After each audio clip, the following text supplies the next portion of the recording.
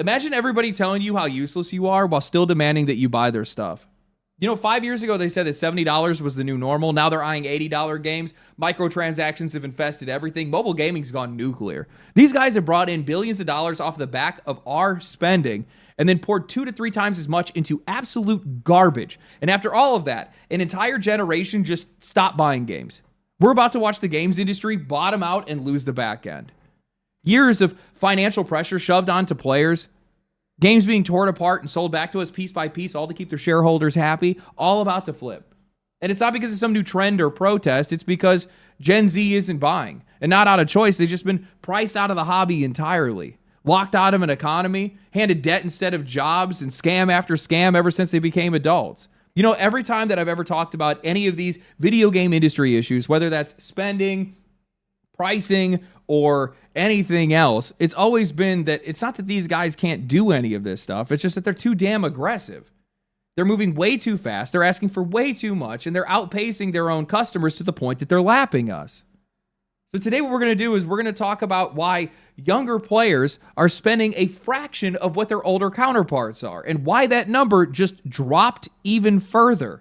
We're also going to be digging into how this industry has been burning through its audience faster than it can replace them and why this might be the moment that it all falls apart.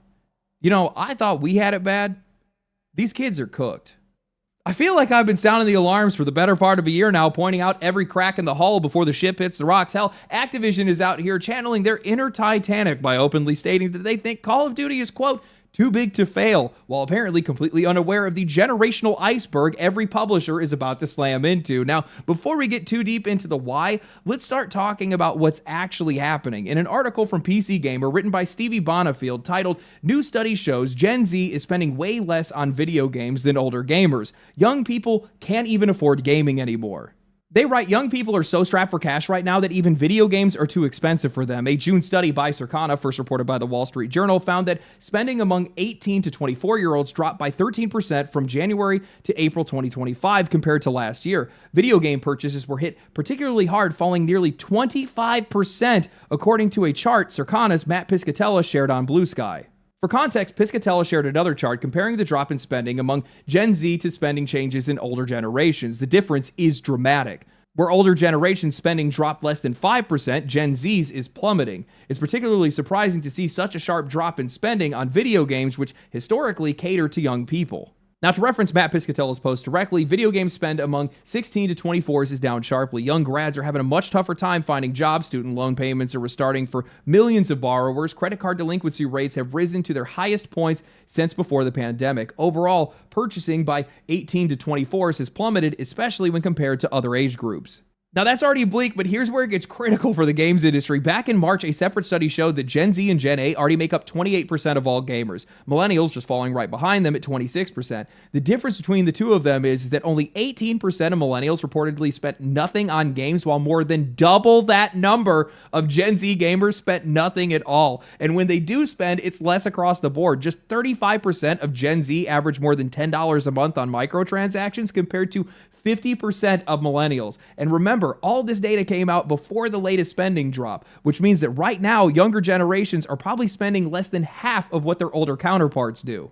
Now, we add this to the fact that older generations are aging out of the hobby, playing less, sticking to older games that were aimed at them, spending less money, and you have a spending collapse that is going to pull the rug right out from underneath the industry. And I do not see this getting better because nothing about the conditions for younger generations is going to improve anytime soon. I mean, I know it's practically a generational tradition now for each one to call the next one the problem, too lazy, too soft, unmotivated, doing something that the older crowd doesn't like. I'm a millennial. I heard it all. We lack work ethic. We were technology obsessed. We didn't respect authority. We weren't loyal to our employers. We were entitled, narcissistic, which I always found hilarious considering that those traits supposedly would be coming from the people that raised and educated us. It's basically just them criticizing their own work, but at least we could escape it. We had the internet at the time, which still felt like our own. Gen Z doesn't. They live under a constant torrent of criticism for things entirely outside of their control. Big bets, take odds. Which one of these guys lives at home?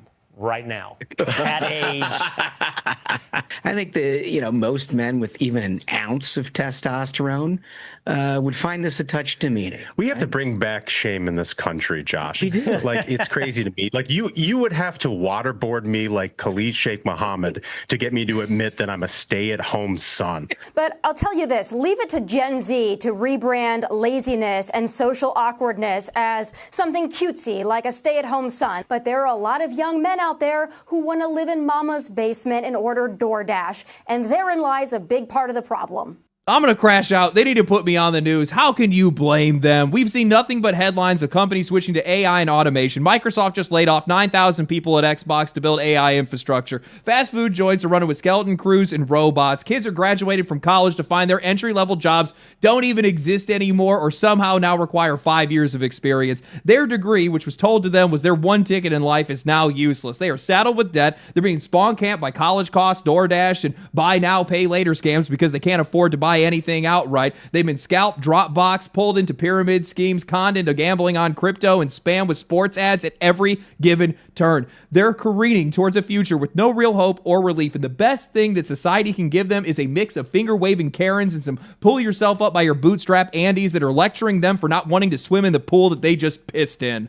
These are the dipshits that are running the world right now, and it's fucking embarrassing. I feel for you younger generations because they pulled the exact same shit on us.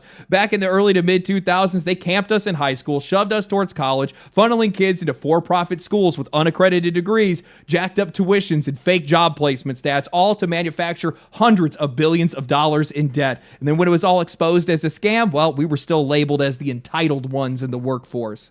It is wild to me that this is still the message that older generations want to push. Shame younger workers, demotivate them further instead of actually doing something useful. Things like bringing back vocational training, teaching real financial literacy in high school, or telling young men that they can make serious money as operators, electricians, pipe fitters, boilermakers, or in a dozen other trades where they can meet coworkers that will become like family, easing both their financial and their social burdens. But no, keeping them financially disadvantaged is a lot more profitable for these guys.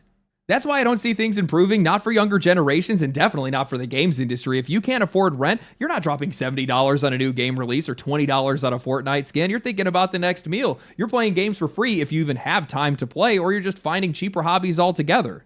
So my question is, where's the relief supposed to come from an industry that's already outpricing its current user base when the next wave of customers can't even afford to walk in the door? Console prices are already north of $500. Games are being pushed at $80. Microtransaction bundles are just about the exact same price. Last year, we saw almost 19,000 games release, and nearly 150 of them were AAA and AA. Split that in half and average it out to $30 million for AA and $150 million for AAA, and you're looking at $13.5 billion invested in games. And likely even more this year. The spending is insane, the demands are insane, and instead of pumping the brakes, they're just flooring it right into the wall. I mean, beyond that, whether you have the money or not doesn't really matter because it's just not worth it anymore. The quality has dropped so far that when people can't afford games, there's less of a reason to bother. Publishers have convinced themselves that going wide, making every game for everyone, stuffing in every mechanic, every identity, and every message somehow is going to make their games more appealing when all it's done is just made their games boring, bland, and forgettable. The reason that their games aren't selling right now is simple. It's because they suck and they're overpriced. Why would I pay $70 for Assassin's Creed Shadows when I could go pay $40 and play Black Flag? Why would I play Starfield when I could fire up Fallout 3 with mods and make it look current gen? For veteran players, there is less reason than ever to buy. For younger players, it's financially impossible. And that's the exact reason why these companies are so against things like stop killing games or digital ownership, because they don't want us sticking to the games that we already have. They want to force us into the next thing, whether it's worth it or not. But here's the problem with that strategy, especially given the financial conditions that a lot of people are in right now. When people feel pushed, they push back. So if you're going to price your customers out of the hobby, if you're going to make the games that they own inaccessible, well, they're just going to find another way like they always have, whether that's buying used, whether that's emulating, whether that's just pirating these games. And I don't think that's a genie that you can try to put back in the bottle. You can clap down on it as much as you want, but these folks will find a way to crack these games eventually, especially when they're motivated enough. And a lot of people are going to get very motivated very soon. And this is a grave that you dug for yourself. In a lot of cases, you're still digging. No wonder these guys want us to get rid of our digital privacy. Wonder why. Never solutions, only stopgaps to protect themselves. That's all these guys have ever used, while also at the exact same time jacking up prices on their customers and putting so much pressure on them. And things are spinning so wildly out of control that this is one of the few times that I actually don't see a clear picture for what they could do in the future to be able to protect themselves or save themselves outside of cutting their budgets insanely and also slashing the prices of their games. But we know that that's not going to happen or happen fast enough. And I'm sure a lot of these guys are probably thinking to themselves, AI is the answer. But the issue there is you're cutting the rope at both ends. People need jobs to be able to buy things. So if there's less people with jobs, there's less people buying products. And on top of that, we know that the savings that they're going to get from switching to AI is not going to be passed down to the customer. That's not going to happen. It didn't happen when they switched from physical to digital, so why would it happen now? If you're in your 20s or younger and you're watching this channel, first I'd like to say, great taste. But beyond that, I try to do my best to be able to promote the trades as much as I possibly can because it helped me when I was in the lowest point of my life. I didn't think I had a future. I didn't think I had anywhere to go. And then I found my way into the construction industry, and it gave me the ability to chase a dream like this later on down the road. And I cannot recommend the trades enough. It's some of the greatest people that you can work with. It's incredibly difficult to break into. I'll give it that. There's a lot of nepotism. You got to know somebody in a lot of cases, unless you're from like smaller cities and areas. Usually those places are, looking for folks. Literally every hall that I had ever worked with was desperate for young folk because in most cases they had guys that were in their late 30s, 40s, and 50s, and that's all they ever had. And they just had nobody else that was younger, and they need guys to be able to carry stuff. It's good money. It's honest money. And a lot of people over the course of time have tried to vilify it as much as they possibly can. And I'm going to be honest with you. That's because they're trying to keep you financially down. That's what it is. This is going to move fast. Very fast. Millennials, while being better off than Gen Z, they're not that much better off. And they're not so much better off that they can support the entire industry as we know it today with its current costs and how much it's monetized. It's just not going to happen. And the funny thing is, the more I think about it now, when I look at a lot of the games that have failed over the last couple of months or last couple of years now, any of the games that weren't aimed at us, millennials, failed badly in a lot of cases. And the reason why is because they never had another generation to be able to catch them.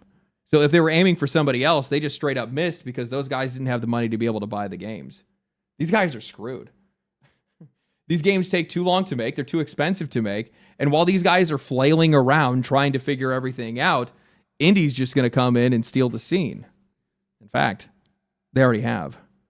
Now, I want to make this clear. Younger generations not buying games is not a passing trend. This is an industry-wide survival issue, at least for the modern games industry as we know it, because Gen Z is just the start. The generations that are behind them are going to have even fewer job prospects if things keep going this way. That means that when millennials are no longer the industry's core spenders, there won't be a replacement audience with the same buying power. And I think some publishers know this, or most publishers probably do, especially since they're the ones that are also contributing to those jobs disappearing. But given their size, the cost of their games, and the way that they operate, it's almost impossible for them to avoid a crash.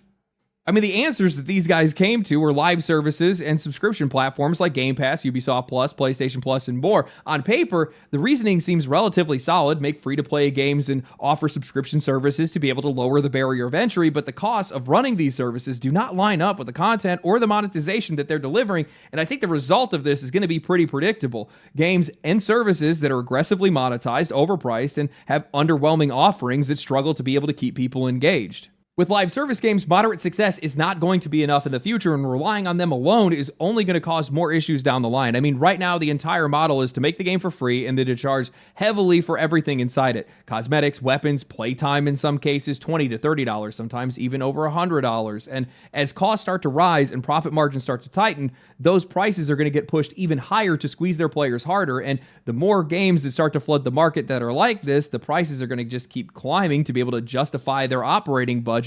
And the higher the climb, the less players are going to be willing to buy in, especially given economic conditions. So publishers are just going to start responding by making those purchases more central to the experience. Free cosmetics are going to be deliberately made to look worse than paid ones. We already see that right now. Progression is going to start to get locked behind paywalls. Items are going to come in with built-in advantages. Bit by bit, the games are going to be not about playing them anymore. It's just going to be about spending. And eventually, people are just going to start walking away. I've always looked at Korean pay-to-win live service games as a microcosm, a accelerated version of where the Western AAA industry is headed. And if you take a look at a game like Lost Ark, great gameplay, the world looked really cool, and it had all the markings for a top-tier MMO, but almost every path to progression was time-gated or paywalled, or in most cases both. And while whales are going to spend big, you still need casual players to be able to keep that world feeling alive. When every single meaningful reward in a game is locked behind a price tag, no achievement is going to feel worth anything. The game just isn't fun, and eventually most players are going to hit the same wall and just say, why am I even playing this game? Now, on the subscription side, the only way to be able to make that offer appealing is to run it at a loss and front load it with as much content as possible. We already know that Xbox tried this with Game Pass, spending billions on AA and indie titles, but all it did was create the illusion of content. Many of those games were just filler that nobody actually wanted to play. Sure, there were a couple of hits, but not enough to be able to justify the service, at least not for myself. And that means that they have to lean on their AAA blockbusters to be able to keep people subscribed, which in turn then cuts directly into their sales. And now even Game Pass is facing a content problem. Developers are openly saying that if your game is struggling, Game Pass is the place where you want to go. But if your game has a real sales potential, well, you want to keep it off that platform.